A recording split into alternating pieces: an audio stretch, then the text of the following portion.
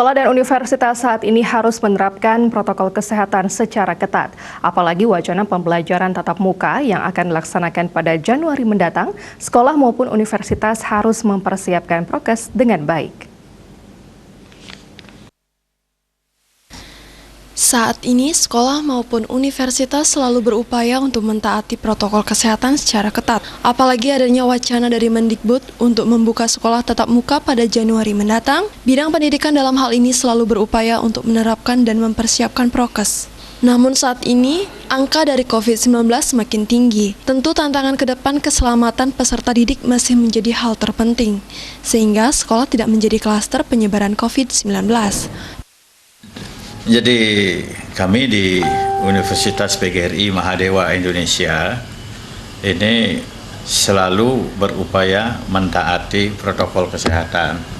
Jadi kalau pemerintah terutama tim Satgas sudah mengizinkan kita tatap muka, kita pasti laksanakan itu dengan tetap dengan prokes yang ketat.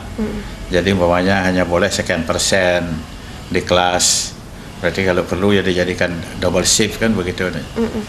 Itulah jadi kita di sini prinsip adalah mengutamakan keselamatan dan kesehatan mahasiswa. Penerapan 3M masih menjadi kunci utama dalam mencegah dan upaya memutus penyebaran COVID-19. Andika, Bali TV.